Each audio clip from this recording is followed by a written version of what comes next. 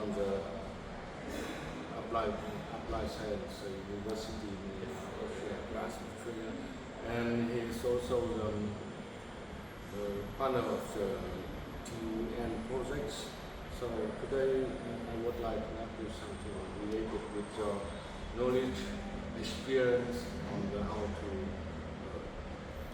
how to make the student success in the future with your supervisor and guideline for knowledge to them to better understand what we want to achieve with students. As a teachers, do you understand, give me some question about some idea about the ethical value of how to feedback mechanism can improve the lecture delivery to the student? How critical Evaluate the feedback yeah. mechanism can improve the student knowledge and student success via your Yeah. lectures. I think first, it's at least I had the experience that you need to talk about what is critical feedback, at least to give them an idea that it's not that you are not just criticizing, but that you're giving critical feedback. And for me, always on the one hand, when I try to transfer knowledge, especially in the field of sustainability, I try it on an individual level. And when I give feedback, I always try to combine it with examples, if possible. I mean, if they have delivered something which was just medium quality, I try to show them, okay, look, this is how you can also do it, and give them concrete examples where they could improve. But I think it's always really depending on the teacher-student relationship, because if you have smaller groups, if you're teaching smaller groups, I think it's much easier because you can give them continuous feedback and you get to know the students. If you have like 200 students, it doesn't really work in my opinion. And then I think the consequences, you give maybe written feedback and sometimes they don't even read it, but they don't care about it.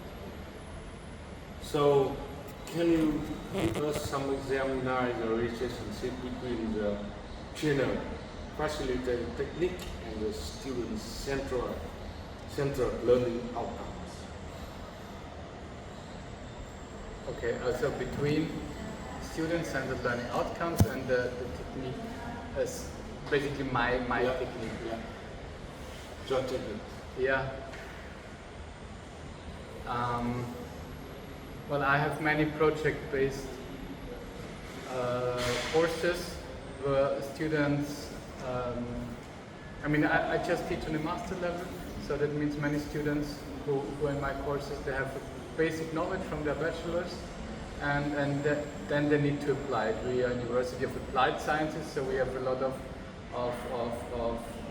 project courses where students really need to work with industry, where they need to talk to stakeholders.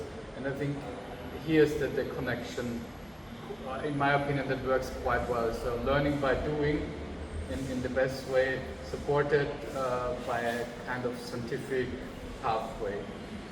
And I think most of the time that works quite good.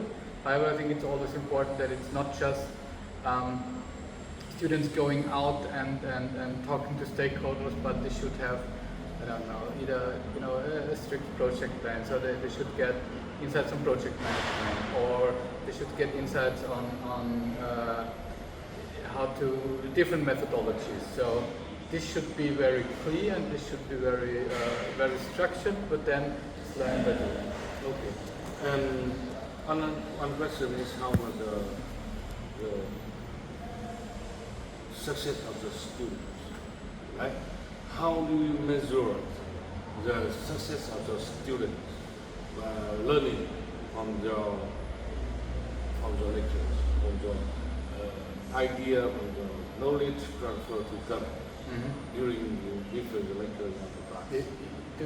I don't know if I translated it correctly in English, but we have something called a kind of a screen ratio. So how many people look on their screen when you are talking. Yeah. And the lower, the better, basically, because then they are listening to you. And I think it's, I'm teaching for almost, for more than 10 years now, and I think it got worse. The time spent where students are really listening to you is getting shorter and shorter. So you need to have some activities or at least some comments where can kind of get their attention again. And the dialogue between the... Yeah, it's either, if it's small group, then it's dialogue and discussion, so you have a little bit of input, 10 minutes, 15 minutes, and then you discuss with the students. Or they have a small group work, just 10 minutes, not longer. And I think if they are really there with you for the whole session and can discuss with you and in the best case even critically reflect on what was the input, then I would say that's a success. Okay. Do you think the innovative approaches can be applied to your case and improve the student learning in the class? Yes, I think it's very important that we somehow get rid of this frontal, of this lecture, of these classic lectures, because with AI everyone can find out all the information they want within a second.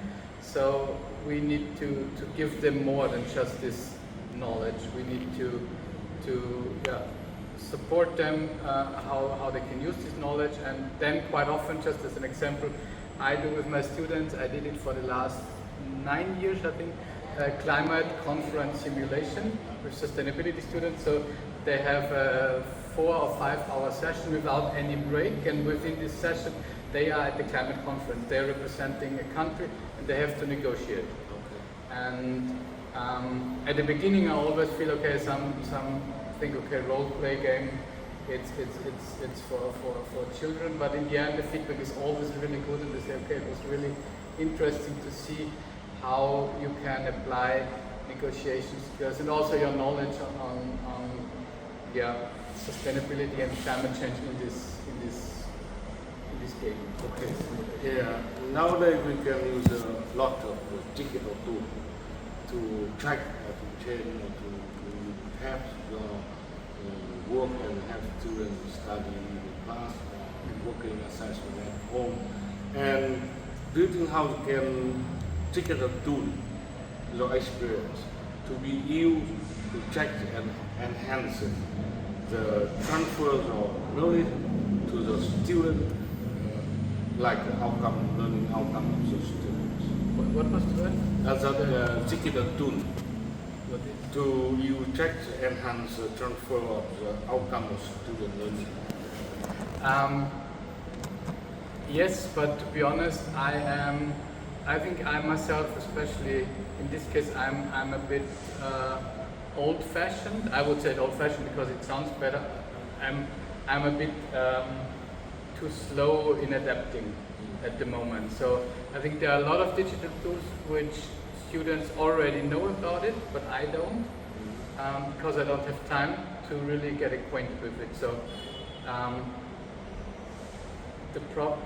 that's the problem. So I don't use a lot of them, but I think it would definitely make sense. But I need to have time first to find out what's out there, how to use it, and does it make sense for my courses.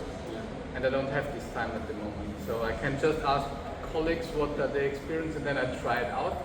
But it's like we had a discussion on AI yesterday. Everyone uses it, but hardly anyone knows how to use it correctly. And for me, it's actually the same problem with other digital tools. But in case your students use a lot of digital tools like AI, so Gemini or ChatGPT, how do you figure out the people, the student uses to your assignment? I mean, for our assignments, we have a university-wide regulation.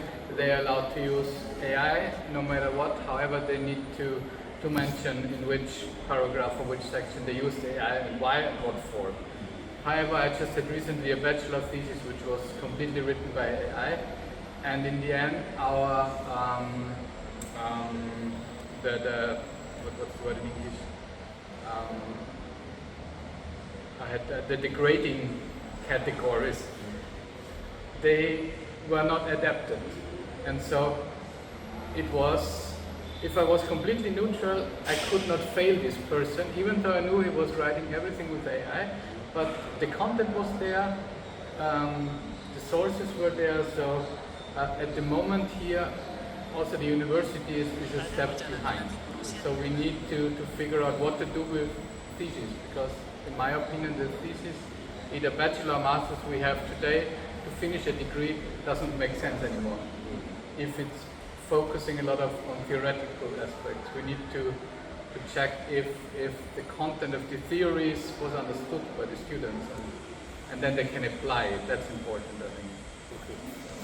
Our project, Virtual Future Green Leader, similar to the TU Web, you are working for this project today.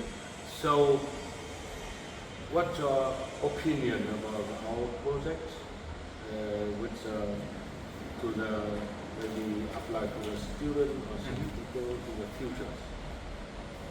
I think the general approach is quite good, and especially in the field of green jobs. I think there are a lot of people missing at the moment, so we need many more people, not just in the Asian part, but basically all around the world, to have skills to do these green jobs.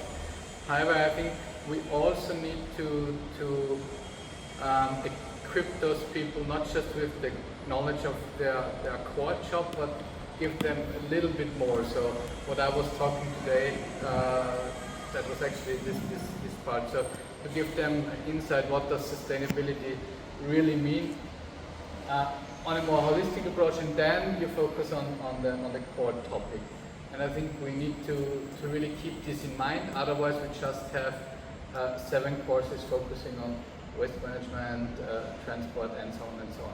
And I think that, in my opinion, that's not the goal of the project. The goal should be to give them this little bit more information. Also on an individual level, I think this would be important. But okay, but in this our project should be out. Do you have some idea about the limitation or barrier to our project related to the other people? You mean that the project, the limitations of the project? Yeah. And barrier how to turn dissemination of the private project into the public or the students? I mean, in my opinion, the first, there are 2 important groups which we should address. One is industry, because in the best case, they also tell us what they need. And the second group we should address is the future leaders, so those taking our courses. I'm not sure if these are students, so I would argue maybe you can do this course during your master's or after master, but bachelor students should be not our target, in my opinion.